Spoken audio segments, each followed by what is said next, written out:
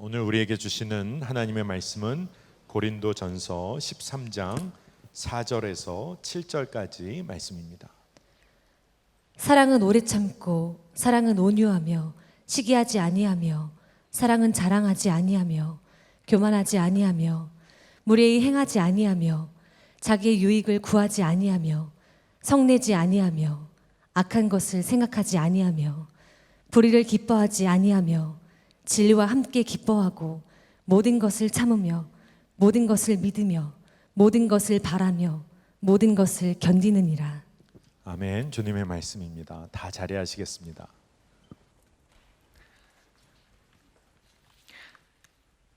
살아계신 우리 예수님이 우리와 함께 하십니다. 서울 드림교회의 김여우수아 목사님이 얼마 전에 멈춤이라는 책을 쓰셨는데 그 책에서 자신의 이야기를 쓰신 것을 제가 보았습니다.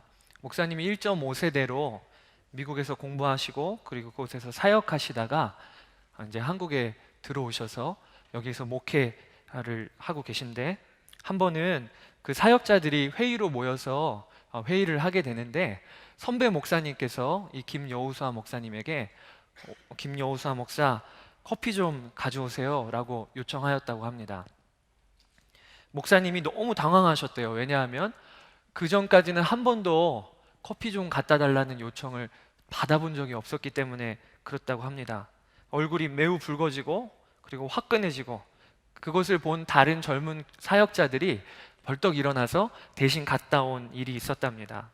그런데 이 일로 목사님 안에 그 선배 목사님을 향하여 마음이 편치 않은 마음이 생겼습니다. 저 목사님이 나를 못마땅하게 여기나 보다, 그리고 나를 좀 싫어하나 보다, 이렇게 생각을 하셨대요. 그리고 그 이후로 기회가 있을 때마다 이 선배 목사님을 흠집내기 시작하셨습니다. 그래서 다른 사역자들과 대화하면서 그 목사님을 향해서 비꼬는 대화를 이렇게 은근슬쩍 하는 겁니다. 그러면은 상대방이 맞장구를 쳐주면 그렇게 기쁘고 통쾌하고, 그러면서도 예의를 잘 지키셨다고 그래요. 그런데 한 번은 엘리베이터 앞에서 그 선배 목사님이 어느 한 집사님과 대화 나누시는 거기를 마주치게 된 겁니다. 그런데 그 집사님과 대화를 나누시던 중에 이 선배 목사님이 그 김여우수아 목사님을 보시고는 갑자기 그 여자 집사님에게 소개를 해주기를, 뭐라고 소개를 해줬냐면, 제가 저희 교회에서 가장 아끼고 사랑하는 김여우수아 목사입니다. 집사님 인사하세요. 이렇게 소개를 하셨대요. 그 순간 정말 망치로 머리를 쾅 한 대 맞은 느낌이 들었다고 하셨습니다. 너무 본인이 그동안 마음에 품었던 것이 유치하고 그리고 너무 마음에 부끄러워서 견딜 수가 없었다라는 이야기를 책에 쓰셨습니다. 여러분, 우리가 다 이런 경험을 하죠. 막상 뚜껑을 열어보면 상대방은 아무런 감정도 없었어요. 나 혼자만 끙끙대고 나 혼자만 어려워하다가 알고 보니까 문제가 상대방과 나 사이에 있는 게 아니라 내 마음속에만 문제가 있었다는 것을 우리가 발견하게 될 때가 있습니다. 여러분 중에 지금 관계의 문제를 겪고 있는 분들 중에 먼저 확인해야 될 것이, 정말 이 문제가 상대방과 나 사이의 문제냐, 아니면 지금 내 마음으로만 겪고 있는 문제인가를 확인해야 합니다. 제일 억울한 일이, 우리가 미워하거나 아니면 관계가 껄끄러운 사람이 생기면 그 사람에 대해서 생각 엄청 합니다. 하루에도 몇 번이고 생각합니다. 묵상하고, 그 사람을 묵상하고, 그리고 밤에 잠 잘 때 꿈도 꿉니다. 그 사람 꿈. 그래서 그 사람이 내 꿈에도 자주 주인공으로 등장하죠. 그런데 정작 상대방은 내 생각을 안 해요. 꿈도 안 꾸고 그리고 잠도 잘 잡니다. 그러니까 알고 보면 우리만 손해인 거죠. 우리만 손해. 한 번은 제가 엘리베이터를 탔는데 저희 청년으로 있다가 결혼하고 아이를 낳은 집사님 부부를 만났습니다.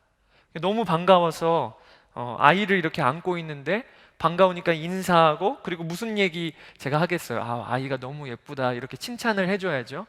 그런데 문제가 순간 성별을 모르겠는 거예요. 그럴 때가 있죠. 갓 태어난 아이가 이제 머리털도 없고 그러면 남자인지 여자인지 잘 구별이 안 될 때가 있죠. 여러분, 그럴 때는 무조건 아우 이쁜 공주님이네 이렇게 얘기해 줘야 됩니다. 제가 터득한 지혜예요. 요즘에는 남자여도 아 이쁜 공주님이네 이러면 거의 대부분은 좋아합니다. 그러면 상대방이 아유 저희 남자아이예요 이렇게 얘기하면 제가 그런데 이렇게 예쁘장하게 생겼어요? 이런 분위기가 엄청 좋아집니다.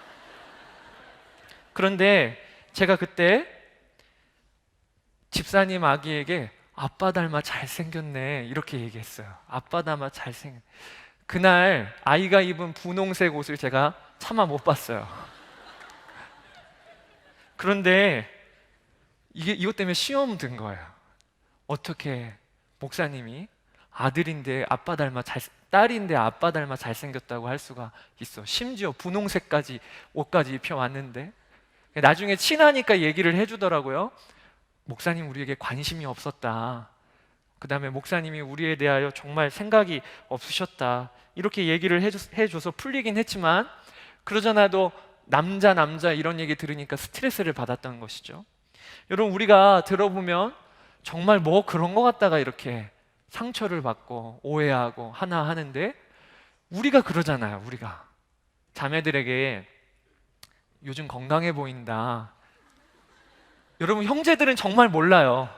형제들은 말 한마디 건네고 싶어서 한 얘기예요. 그것뿐이에요. 그런데 이렇게 얘기한 것을 실언으로 받아주지 않고 그 말을 이제 자매들은 그대로 받아서 이리 굴리고 저리 굴리고 그래 나 살쪘다 그러면서 하는 얘기가 어떻게 그 많은 사람 앞에서 나에게 수치심을 줄 수 있어. 이렇게 돼버리는 경우 우리가 많잖아요.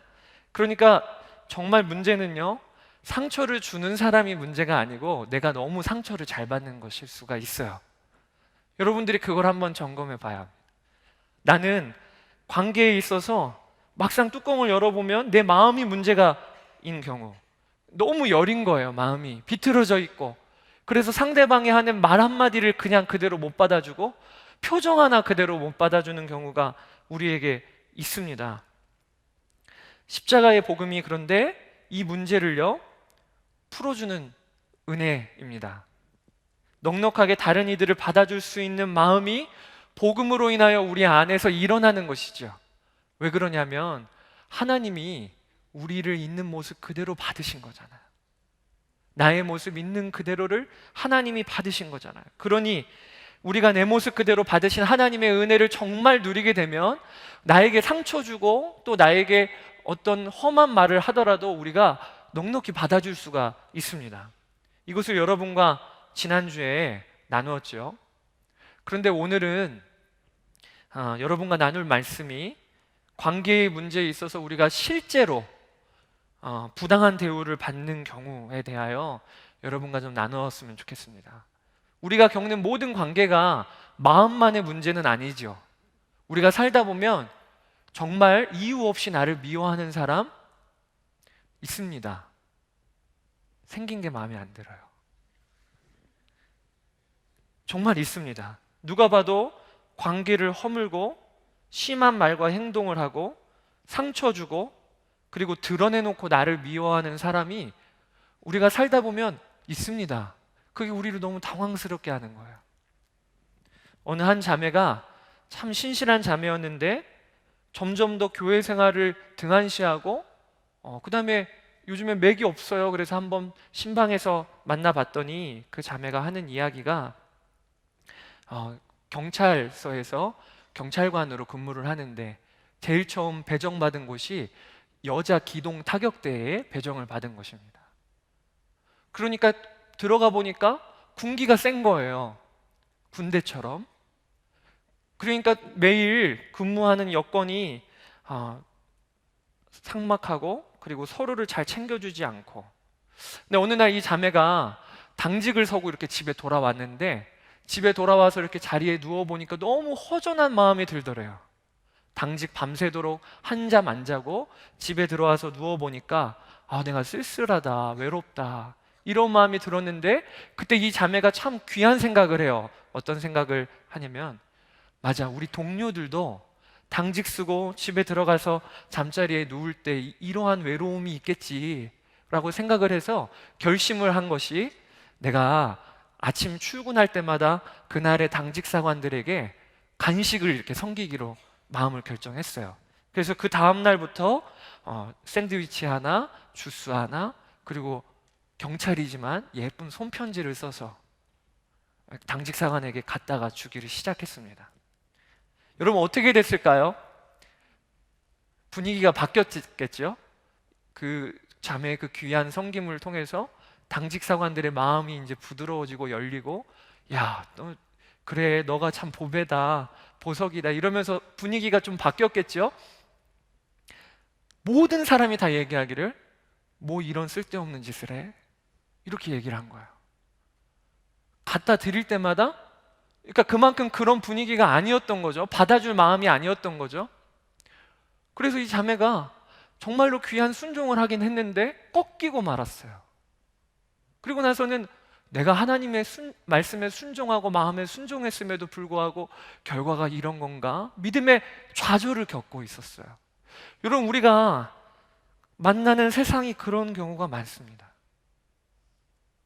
매우 삭막하고, 그리고 이유 없이 나를 싫어하고, 나의 호의도 받아줄 준비가 안 되어 있는 경우가 있습니다.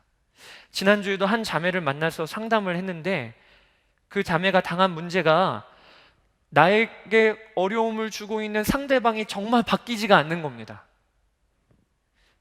지금 2주간 동안 여러분과 관계에 대하여 말씀을 나눴는데, 그 말씀을 나눈 대로 그 자매가 하나님과의 관계에서 충만함이 있었어요.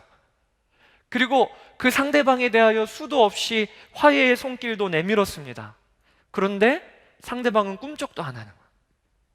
몇 년 동안 삐뚤어진 것이 마음을 안 풀고 있고, 그리고 그 자매에 대하여 늘 냉랭한 겁니다. 그러면서 이 자매가 저에게 질문하기를, 제가 아무리 충만해도 상대방은 그대로이면 어떻게 관계가 풀려요? 그리고 상대방이 그렇게도 바뀌지 않으면 언제까지 기다려야 되는 거예요? 이렇게 저에게 질문했습니다. 아마 이 자리에 계신 여러분들 가운데서도 동일한 마음이 있는 지체들이 있을 겁니다. 관계가 나도 풀려야 하지만 상대방도 풀려야 좀 관계가 회복이 되는 건데, 상대방은 꿈쩍도 안 해요. 언제까지 도대체 기다려야 되는 건가요? 그런 질문이 있는 사람들이 있을 겁니다. 그런 경우가 또 대부분은 우리와 가장 가까운 관계일 경우가 그렇습니다. 나의 가정, 그래서 부모님과의 관계, 형제자매와의 관계가 그런 경우가 많아요. 그리고 내가 떠날래야 떠날 수 없는, 끊을래야 끊을 수 없는 나의 평생 직장에서 그런 관계가 벌어질 때가 많습니다. 너무 지치는 거죠. 그러면 여러분, 그럴 때 어떻게 그런 관계를 풀어야 하는 건가요? 우리가 이제 포기해야 하는 겁니까? 저는 이 질문에 대해서 오늘 본문 말씀인 고린도전서 13장이 우리에게 주시는 하나님의 분명한 말씀이 있다고 생각해요. 고린도전서 13장은 우리가 알고 있듯이 성경에 나오는 가장 대표적인 사랑에 관련한 성경입니다. 그래서 일명 사랑장이라고도 합니다. 그런데 이 고린도전서 13장이 사랑장이긴 하지만 사랑스럽고 좋은 분위기에서 쓰여진 성경이 아닙니다. 이 성경을 쓸 때 고린도 교회는 어떤 일이 있었냐면 파가 다 갈렸어요. 사도 바울이 2차 전도 여행 때 1년 반 동안 섬겼던 교회가 고린도 교회고, 그리고 3차 전도 여행 때 에베소에 있을 때 고린도 교회로부터 한 소식이 도착을 했는데, 그 들려오는 소식이 고린도 교회가 진짜 난리가 난 겁니다. 어떻게 난리가 났냐면 교인들끼리 파가 다 갈렸어요. 나는 그리스도파다, 나는 바울파다, 아볼로파다, 게바파다, 적어도 한 4파로 갈렸어요. 그리고 그렇게도 서로 안달 못하고 싸우는 겁니다. 심지어는 교인 간에 얼마나 원수 관계를 맺었으면 세상의 법정으로까지 끌고 가갖고 소송이 걸렸어요. 그게 고린도 교회입니다. 그리고 들려오는 소식에는 말로 표현할 수 없는 음행의 소식도 들리기 시작해요. 남자가 남자와 막 음행의 소식이 들리기 시작을 합니다. 여러분, 고린도 교회는 강력한 은사도 많이 나타나는 교회였는데 교인들이 받은 은사로 어떤 일을 벌이기 시작하냐면 이 은사가 더 귀하다, 이 은사가 더 크다, 이러면서 은사 가지고도 싸우는 일이 일어나기 시작을 하는 겁니다. 그래서 고린도전서 12장에 보면 바울이 이 은사에 대하여 말하면서 은사가 오직 한 분 성령님에게서 왔다는 구절이 있습니다. 12장 4절에서 6절에 보면 은사는 여러 가지나 성령은 같고 직분은 여러 가지나 주는 같으며 또 사역은 여러 가지나 모든 것을 모든 사람 가운데서 이루시는 하나님은 같으니 라고 기록하고 있습니다. 여러분, 이 본문 구절이 은사를 설명하려고 쓴 구절이 아니에요. 배경이 어떤 배경이냐면 은사 갖다가 막 싸우고 있는 겁니다. 하나님이 주신 선물을 가지고도 이게 크냐 저게 크냐, 이게 중요하냐 아니냐 가지고 싸우고 있는 것입니다. 그러니 이 고린도전서 13장 사랑장을 쓸 때 바울의 마음이 얼마나 안타까웠겠어요. 자신이 정말 생명과 같이 여기는 그 성도들, 제자들, 1년 반 동안 귀하게 섬겼던 교회가 고린도 교회였고, 그리고 그곳에 브리스길라와 아굴라, 아볼로 이런 귀한 사역자들이 거치고 사역했던 곳이 고린도 교회였습니다. 그래서 한 3년 정도를 교회가 든든히 세워진 거예요. 그런데 세상에 3년 가까이 교인들이 모여서 그 당시에는 예배 드린다는 게 어떤 것이었죠? 함께 식사한 거예요. 함께 교제하고 함께 모여서 식사하고 교제하고 했는데 3년이 지나고 나서 결과가 관계가 틀어지고 꼬이고 서로 싸우고 소송하고 이 일이 벌어진 거니 얼마나 바울의 마음이 아팠겠습니까? 그러니 여러분, 고린도전서 13장 사랑장은 우리가 생각하듯이 서로 관계가 풍성하고 분위기가 좋을 때 더 사랑하자, 그리고 또 이상적인 사랑을 만들자, 그렇게 쓰여진 것 아니고 오랫동안 함께 교제했어도 도무지 바뀌지 않는 사람들, 관계가 틀어지고 그 관계 틀어진 것이 도무지 바뀔 것 같지 않은 그런 상황에서 하나 되지 못하는 아픔 속에서 하나님께서 외치신 하나님의 처방전이에요. 관계가 틀어진 사람들을 향하여 하나님이 외치신 하나님의 처방전이에요. 그래서 오늘 여러분과 이 말씀을 붙잡고 또 우리에게도 적용하고 싶은 것입니다. 바울이 관계에 있어 틀어지고 갈라지고 그렇게도 변하지 않는 성도들을 향해 무엇라고 오늘 말씀하고 계시냐면 하나님의 방법대로 사랑하자라고 하셨어요. 하나님의 방법대로 사랑합시다. 여러분, 왜 제가 하나님의 방법대로라는 말을 쓰냐면 사랑이면 그냥 사랑이지 하나님의 방법대로 사랑은 또 어떻게 사랑하는 거냐, 오늘 본문 말씀이 바울이 사랑이라고 하실 때에 우리가 보통 생각하는 사랑과는 좀 다른 말씀을 하고 있기 때문에 제가 하나님의 방법대로 사랑하자고 여러분과 나누고 싶은 것입니다. 오늘 그래서 이 두 가지, 여러분과 하나님의 방법대로 사랑하는 게 무엇인가 라는 것을 우리가 말씀을 붙잡고 싶습니다. 그 첫 번째로, 관계의 어려움을 겪는 고린도 교회나 아니면 우리에게 주시는 하나님의 말씀이 사랑은 감정으로 하는 거 아니라는 거예요. 사랑은 감정으로 하는 게 아니라 하나님의 말씀에 순종함으로 사랑한다는 겁니다. 그게 하나님의 방법대로 하는 사랑이에요.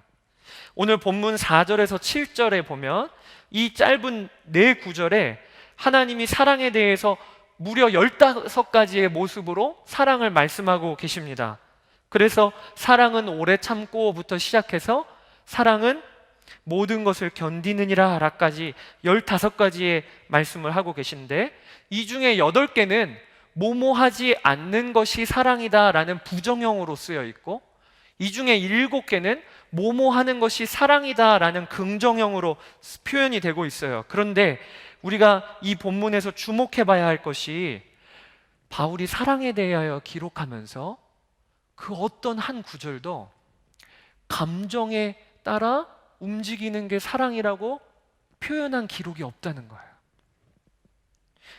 여러분, 우리는 흔히 사랑이라고 하면 좋아하는 감정을 사랑이라고 생각합니다. 그래서 어떤 한 형제가 자매에 대하여 갑자기 감정적으로 풍성해져요.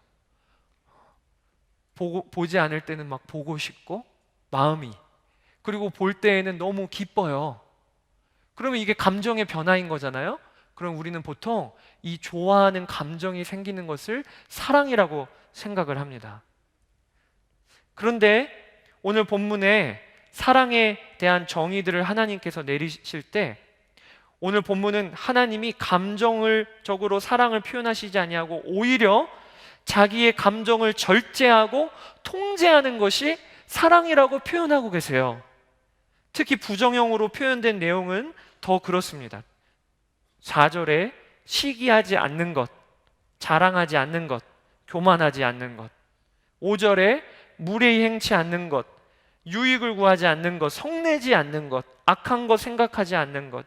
그리고 6절에 불의를 기뻐하지 않는 것, 이게 사랑이라고 정의를 하고 계세요.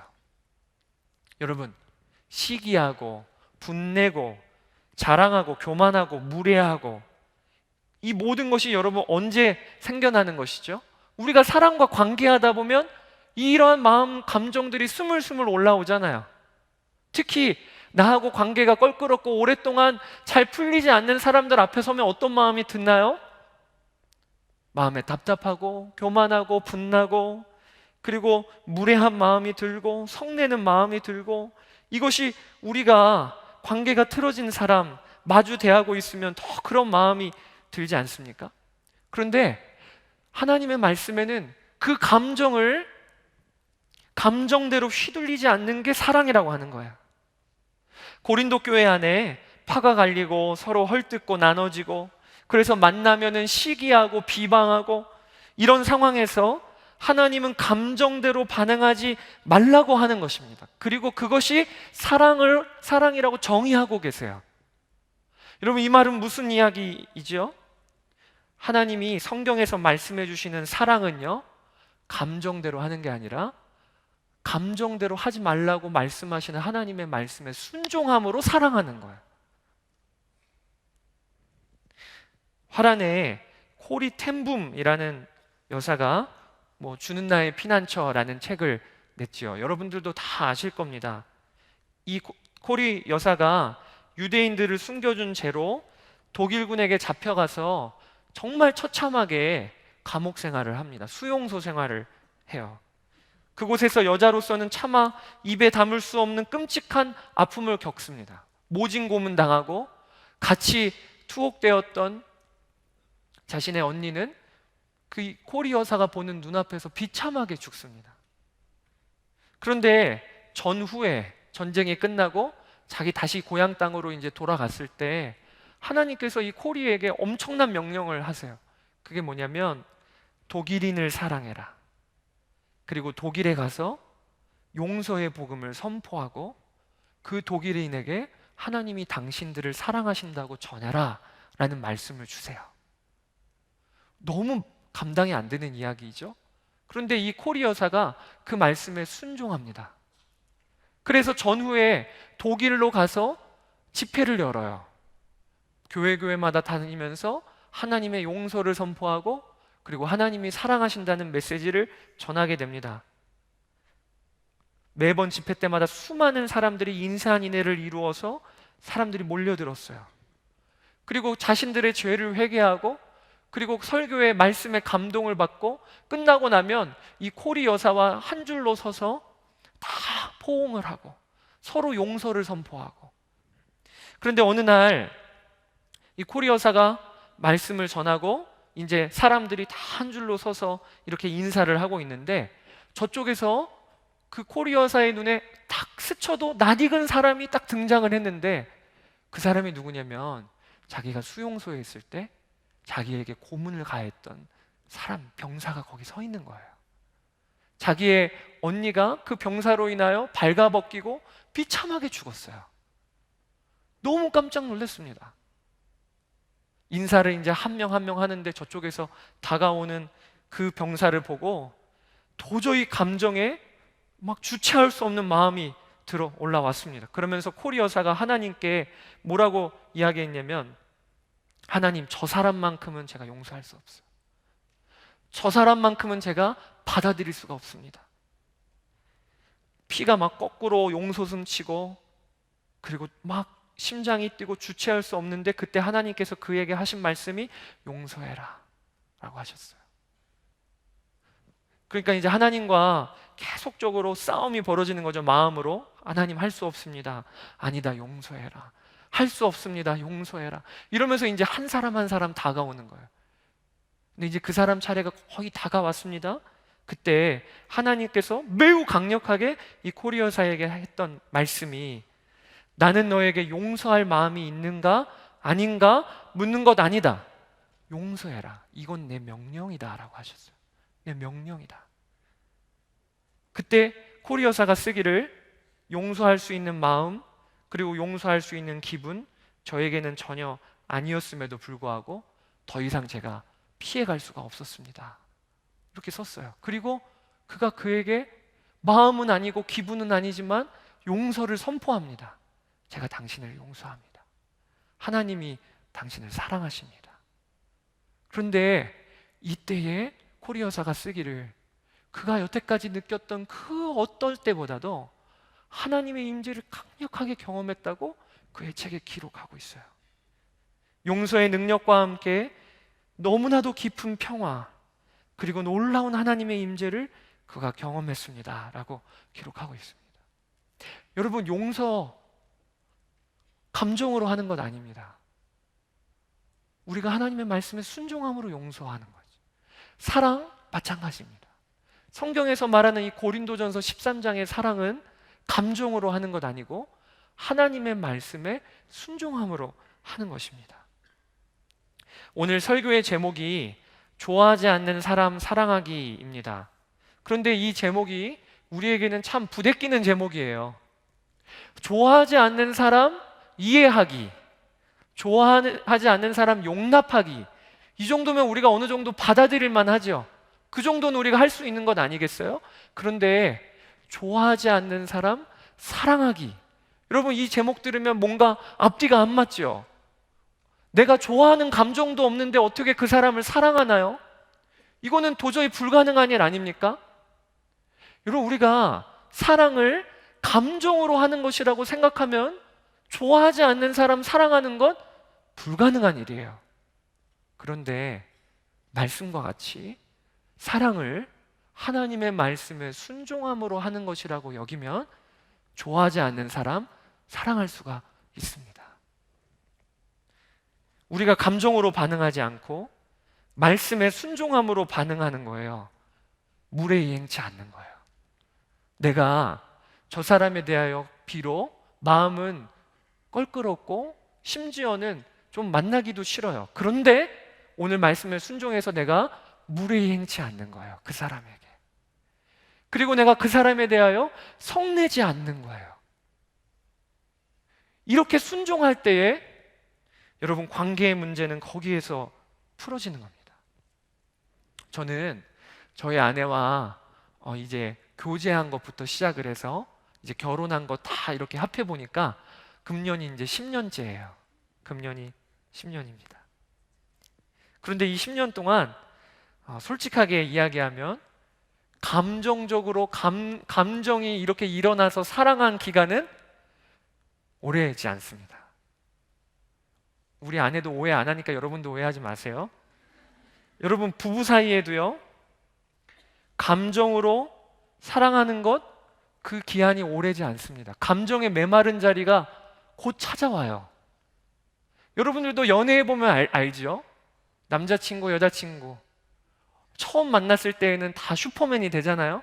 한강 막 겨울에 막 왔다 갔다 거리고 그렇잖아요. 새벽에 그렇게 빨리 일어나서 집까지 찾아가고 그렇게 하잖아요. 그런데 이거 오래 안 갑니다.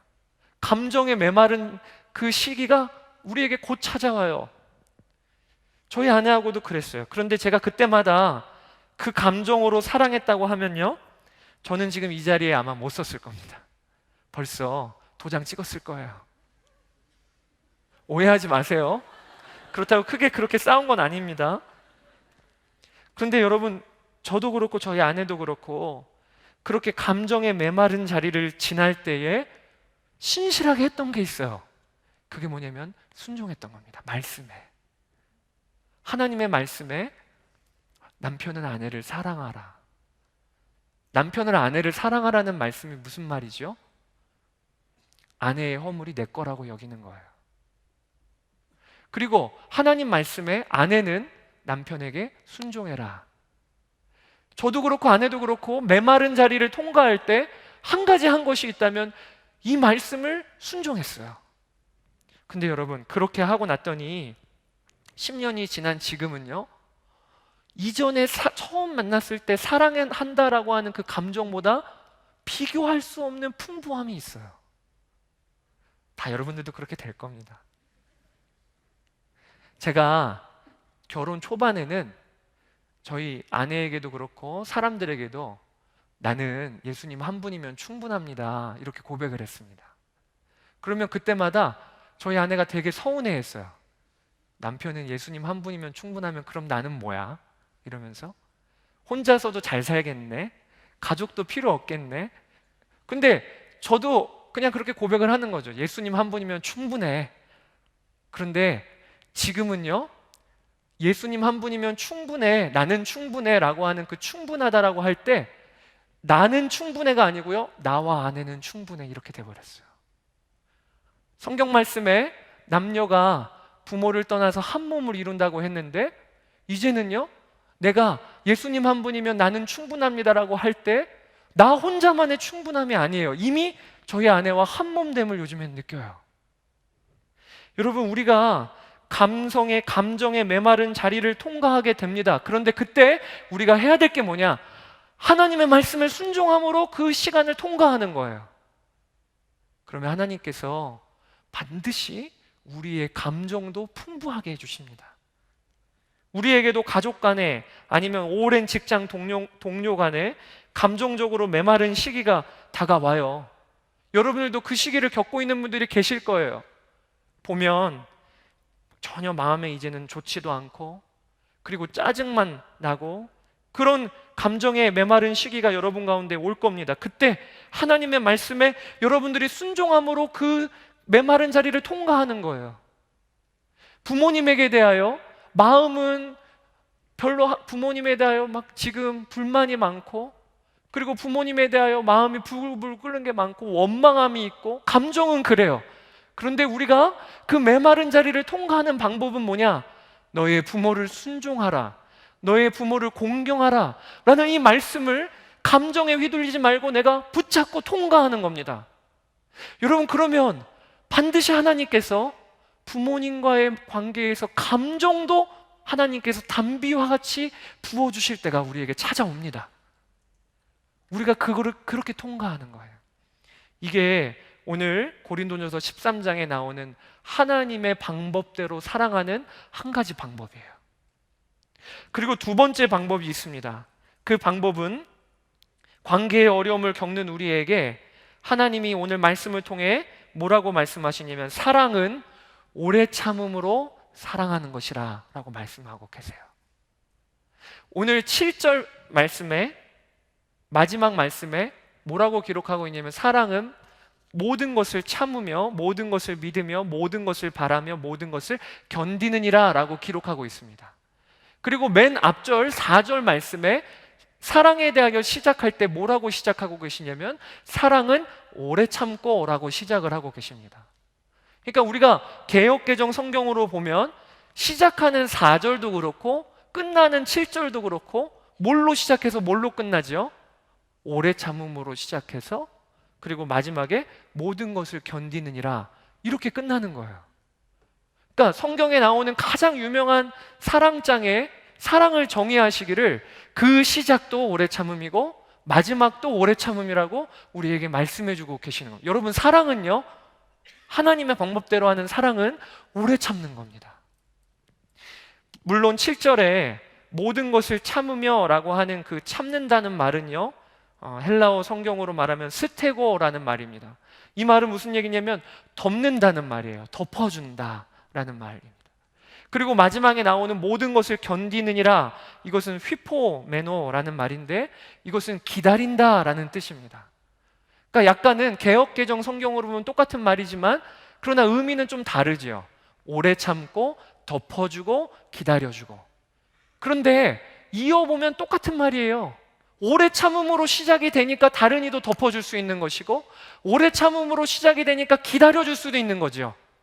그러니까 여러분, 성경은 사랑에 대하여 정의하실 때 그 시작과 끝이 오래 참음인 것입니다. 여러분, 우리가 이것을 알아야 돼요. 하나님의 적극적인 사랑 방법이 있는데 그것은 뭐냐면 오래 참아주시는 겁니다. 오래 참아주시는 것. 우리가 관계가 틀어지고 도무지 바뀌지 않을 것 같은 상황에서 그 사람에게 오래 참음으로 사랑할 수 있다는 것을 우리가 알아야 돼요. 그리고 그것이 얼마나 귀한 사랑의 표현인가도 우리가 붙잡아야 합니다. 영성일기 제자훈련을 하는데 한 번은 한 집사님이 제자훈련 내내 한동안 말이 없으셨어요. 표정이 늘 굳어 계셨어요. 그런데 한 중반쯤 지나서 이제 마음이 부드러워지시고 풀리셨는지 본인의 고민을 이야기하시는데, 자신에게는 청소년 아들이 하나 있는데 발달장애를 갖고 있는 아이라는 겁니다.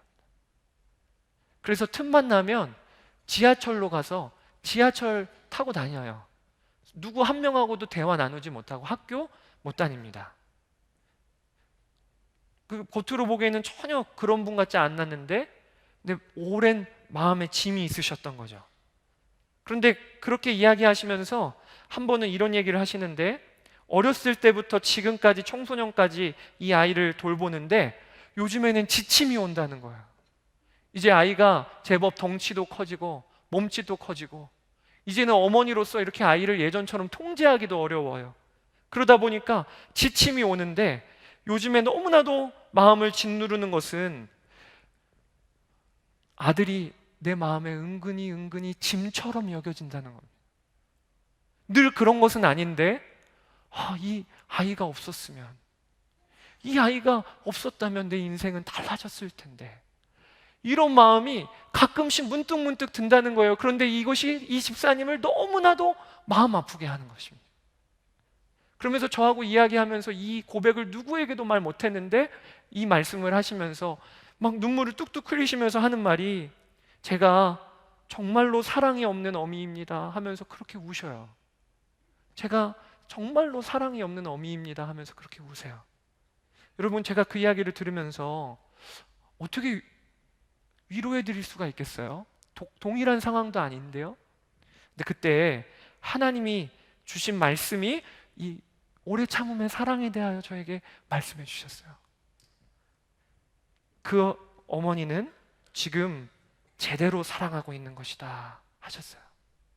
감정적으로는 메마른 자리를 통과하고 있어도 그 아들 옆에 늘 붙어서 그 아들을 떠나지 아니하고, 그리고 그 아들을 오래 참고 돌보는 그 자체가 사랑이다 라고 하셨어요. 본문에 오래 참음이 사랑이라고 하셨잖아요. 그래서 제가 그 집사님에게, 집사님은요 실패하신 거 아니에요. 사랑에 실패하신 거 아니에요. 오히려 집사님은 지금 완벽하게 사랑하고 계신 겁니다. 이렇게 말씀을 드렸어요. 여러분, 우리는요 오래 참음이라고 하면 실패라고 생각하는 경향이 있습니다. 내가 지금 관계하는 내 가족 가운데 아니면 직장 동료 가운데 그렇게도 안 바뀌어요. 아까 한 자매의 간증을 말씀드렸듯이 사랑을 실천하고 화해의 손길을 보냈는데도 그렇게도 바뀌지가 않아요. 그때 우리의 마음에 어떤 마음이 들지요? 특별히 가족이면 내가 잘못하나 보다, 내가 문제인가 보다. 여러분, 우리 안에 알게 모르게 이런 죄책감이 듭니다. 우리는 오래 참음을요 실패라고 생각해요. 그런데 하나님의 말씀에 오래 참음은 실패 아니라고 하세요. 그것은요 정말 귀한 사랑을 우리가 배우고 있는 것입니다. 왜냐하면 하나님은 오래 참음으로 사랑하시는 분이시기 때문에 그래요. 하나님이 우리에게 오래 참음으로 사랑하시는 분이십니다. 그것에 대하여 가장 대표적으로 알려주시는 말씀이 돌아온 탕자를 기다리는 아버지이시죠. 이 비유에서 그 아버지가 무슨 사랑을 하시죠? 아들에 대하여 오래 참는 사랑을 하고 계신 거예요. 여러분, 가장 기다리기 어려운 기다림이 어떤 기다림인지 아세요? 돌아올 기약이 없는 기다림이에요. 예를 들어, 아빠, 나 5년 있다가 돌아올게요. 탕자가 나가면서 계산을 해보니까, 돈을 써보니까 5년 정도는 탕진이 될 것 같아요. 5년 있다가 돌아올게요. 이러면 5년이라는 시간이 짧진 않아도 기다릴 수 있지요. 10년 있다가 돌아올게요. 10년 기다릴 수 있지요. 그런데 기약이 없는 거예요. 성경에 그 아버지가 날마다 나가서 아들이 돌아올 그곳을 바라보면서 기다렸다고 우리가 알고 있죠.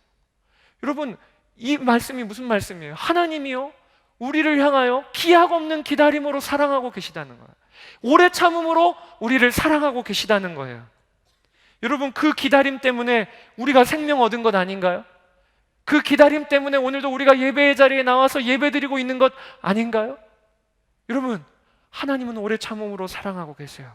디모데전서 1장 16절에 그러나 내가 긍휼을 입은 까닭은 예수 그리스도께서 내게 먼저 일체 오래 참으심을 보이사 후에 주를 믿어 영생 얻는 자들에게 본이 되게 하려 하심이라. 예수님께서 우리에게 오래 참음으로 우리를 구원하셨어요. 그리고 우리도 여러분들의 삶 가운데 오래 참음의 사랑을 하고 있다면 그것은 실패 아니고 그 길을 걷고 있는 것입니다. 관계의 문제로 인해 언제 그 사람 바뀌나, 그리고 도대체 바뀌기는 하는 걸까? 그때 여러분들이 해야 될 사랑은 오래 참음의 사랑이에요. 그것은 결코 버티라, 포기하지 말라 이런 말 아닙니다. 오래 참음의 사랑은요, 이 땅에서만 누릴 수 있는 사랑이에요. 우리가 나중에 하나님 나라에 가면 못하는 사랑이 한 가지가 있는데 그것이 오래 참음의 사랑입니다. 하나님 나라 가면 오래 참을 게 없겠죠. 하나님 나라 가면 사랑은 다 드러나지요. 기다리는 사랑이 없겠지요. 그러니 하나님 나라 가서 추억거리로 영원토록 우리가 말하고 말할 수 있는 사랑이 뭔지 아세요? 오래 참음의 사랑인 거예요. 여러분들의 가족 가운데 지금 오랫동안 내 마음을 무겁게 하지만 그것이 나중에 알고 보면 하나님 나라 가면 자랑하고 자랑할 만한 사랑을 여러분들이 하고 있는 것입니다. 오늘 본문 말씀이 우리에게 하나님께서 그 사랑하라고 하시는 거예요. 여러분, 저희 어머니는 결혼해서 18년 동안 저희 아버지를, 식물인간 되신 아버지를 돌보고 계십니다. 밤낮 안 가리고 어머니가 돌보고 계세요. 병간호하고 계세요. 여러분, 이거 결코 쉬운 일 아닙니다. 18년 동안 휴가 없어요. 그리고 한 번도 변변한 외출 못 합니다. 그리고 병간호 하시다 보니까 온몸이 다 고장나셨어요, 지금은. 그런데 어느 날은 저희 어머니가 그렇게 우울해 하세요. 같은 교회의 여성교회 회원들과 만나고 오셨는데 거기 가보니까 이제 저희 어머니 나이 또래가 되면 이제 어느 정도 직장 이제 은퇴하실 나이도 되고 돈도 어느 정도 버셨죠. 그러니까 하나같이 밍크 코트를 다 이렇게 입고 오신 거예요. 근데 저희 어머니는 아들이 밍크 코트를 사줄 수가 있겠습니까? 하나 없죠. 가서 보니까 너무 본인이 초라해 보이고 본인 시계만 멈춰 있는 느낌이 드시는 거예요. 그리고 그렇게 모임을 갔다 오시고 나서는 하시는 말씀이 너무 우울하고 내가 스스로 초라해 보인다고 하시는 겁니다. 제가 그거 보면서 제 마음이 너무 아프죠. 아들로서. 우리 어머니가 정말로 우리 어머니의 인생은 18년 동안 도대체 뭐 하나 시계가 멈춰버린 것 같고 뭐 하나 이루지 못할 것 같고, 그런데 제가 저희 어머니를 보면서 또 하나 깜짝 놀라는 것이 있다면, 저희 어머니가 이상하게도 병원에 가서 지금도 아버지가 이제 병원에 입원해 계신데 가실 때마다 이제 그 주위에 입원해 있는 환자들 멤버는 다 바뀌죠. 저희 아버지는 장기 환자고 주위에 있는 분들은 이제 치료받고 나가잖아요. 근데 바뀌는 분들마다 저희 어머니가 사랑을 흘려보내시는 거예요. 그곳에서 저희 어머니를 통해 위로받고 저희 어머니를 통하여 회복되어지고 저희 어머니를 통하여 예수님을 영접하는 일들이 갈 때마다 제가 심심치 않게 봅니다. 제가 그거 보면서 느끼는 것이 있어요. 그게 뭐냐면 어머니가 그동안 18년 동안 시간이 멈추신 것 같은데, 실패하신 것 같은데, 그런데 알고 봤더니 어머니가 18년 동안 오래 참음의 사랑을 하셨던 거예요. 그리고 그 일로 인하여 어머니의 심령에 다른 이들에게 먹일 수 있는 풍성한 성령의 열매가 맺혀졌던 거예요. 갈라디아서 5장 22절에 하나님의 말씀에 오래 참음이 성령의 열매 중에 하나라고 하십니다. 여러분, 우리가 우리의 가정에서, 우리의 직장에서 그렇게도 풀리지 않는 문제를 오랫동안 붙들고 있다면 여러분들이 기억하셔야 돼요. 그 일을 통하여 밖으로는 뭐 하나 달라지는 건 없지만 우리의 심령에는 오래 참음의 열매가 맺어지고 있어요. 그리고 그 일을 통하여 하나님이 그 아름다운 열매를 통하여 반드시 여러분들을 통하여 다른 이들을 먹이실 거라는 것을 우리가 믿어야 합니다. 여러분, 오늘 이 말씀을 끝으로 우리가 관계의 문제에 대하여 이제 정리를 하려고 합니다. 오늘 이 말씀 붙잡고 여러분들이 기도했으면 좋겠는 것이, 실제로 이 3주간 동안에 여러분 가운데 관계가 틀어진 분들, 직장에서, 가정에서 관계가 껄끄럽고 틀어진 것으로 인하여 그렇게 마음이 어려우신 분들, 이 말씀 오늘 붙잡으셨으면 좋겠어요. 하나님의 방법대로 내 감정은 아니더라도 꿋꿋이 사랑하면서 나가는 것입니다. 하나님의 방법, 말씀에 순종하고 물의 이행치 않으라는 말씀, 온유하라는 하나님의 말씀, 이 말씀 순종하며 나가는 거예요. 그리고 두 번째는 오래 참음, 이것이 얼마나 귀하고 영광스러운 것인가를 여러분들이 붙잡고 나가는 겁니다. 하나님이 여러분들의 관계를 풀어주시기를 주의 이름으로 축복합니다. 우리 이 시간 같이 기도하겠습니다.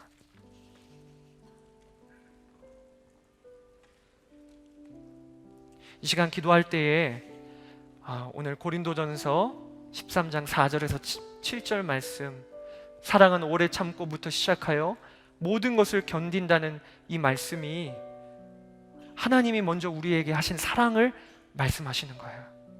하나님이 우리에게 오래 참으시고, 하나님이 우리에게 온유하시고, 하나님이 우리에게 무례히 행치 아니하시고, 하나님이 우리에게 모든 것을 믿고 계시고 모든 것을 우리를 통하여 바라시며 하나님이 우리를 견디어 주고 계십니다. 우리가 이 받은 사랑을 우리가 이 시간 기도할 때 하나님의 방법대로 저도 사랑하게 하여 주시기 원합니다. 감정에 휘둘려서 사랑하지 아니하고 하나님이 나에게 행하신 이 말씀대로 순종함으로 사랑하게 되기를 원합니다. 그리고 하나님, 오래 참음의 영광스러운 사랑을 하게 하여 주십시오. 실패라고 여기며 무너지지 아니하고 오히려 감사함으로 반응하게 하여 주십시오. 여러분, 그렇게 기도하며 나아갈 때에 모든 관계의 묶임과 모든 매임이 풀려지는 역사가 오늘 우리 가운데 일어나길 원합니다. 우리 이 시간 같이 기도하겠습니다. 아버지 하나님, 우리 주님을 찬양합니다. 하나님, 오늘도 나온 우리 귀한 청년들 한 명 한 명을 주님 붙잡아 주시옵소서. 우리의 심령 가운데 하나님, 관계로 인하여 눌려있는 것을 주님 풀어주시기를 원합니다. 하나님, 우리의 가장 가까운 관계로 인하여 우리가 그렇게도 마음이 어려웠고 하나님, 그렇게도 마음이 무너져 있는 모든 부분들을 주님 열어주시기를 원합니다. 하나님, 오늘도 이 자리에 관계의 묶임과 매임으로 인하여 그렇게도 한 주간 동안 마음 어려워하고 신음소리밖에 낼 수 없었던 우리 귀한 청년들 한 명 한 명에게 이 시간 기름 부어 주시기를 원합니다. 감정에 휘둘려 이제는 끝이다라고 결론 내리지 아니하고 하나님의 말씀에 순종함으로 다시 한번 사랑할 수 있는 힘을 저에게 주시기를 원합니다. 주님께서 우리를 오래 참으시고 견디시고 무례히 행치 아니하신 것을 본을 보이신 것처럼 주여, 저희도 그 길을 걸어가게 되기를 원합니다. 오랫동안 묶여있는 이들에게 하나님, 무례히 행치 아니하고 하나님, 모든 것을 바라는 사랑을 하게 하여 주소서. 주여, 저희들이 하나님 오래 참음의 열매를 맺는 은혜가 있기를 원합니다. 그리하여 하나님의 아름다운 형상으로 우리도 서게 되기를 원합니다. 오래 참음의 열매를 맺음으로 수많은 이들에게 주의 아름다운 사랑을 흘려보내는 자들 되기를 원합니다. 감사합니다. 주님, 풀어주시옵소서. 오늘도 하나님께 마음을 담은 헌금으로 주님께 올려드린 모든 이들을 축복하여 주시고, 하나님 주님께 삶을 드리고 마음을 담아 올려드리는 모든 청년들을 붙잡아 이끌어 주시옵소서. 이번 한 주간도 가는 곳곳마다 하나님의 은혜의 통로요 살아계심을 증거하는 자들로 서게 하여 주시옵소서. 하나님, 북한 땅에 있는 우리의 동포들 가운데 하루속히 해방의 소식을 들려지게 하여 주시고, 이 일을 주의 몸된 교회가 하나님 통일을 준비하며 감당할 수 있는 교회 되게 하여 주시고, 열방의 주의 복음을 증거하는 선교사님들에게 오늘도 주의 사랑과 은혜로 힘 주시옵소서. 감사드리며 우리를 구원하신 예수 그리스도의 이름으로 기도드렸습니다. 아멘.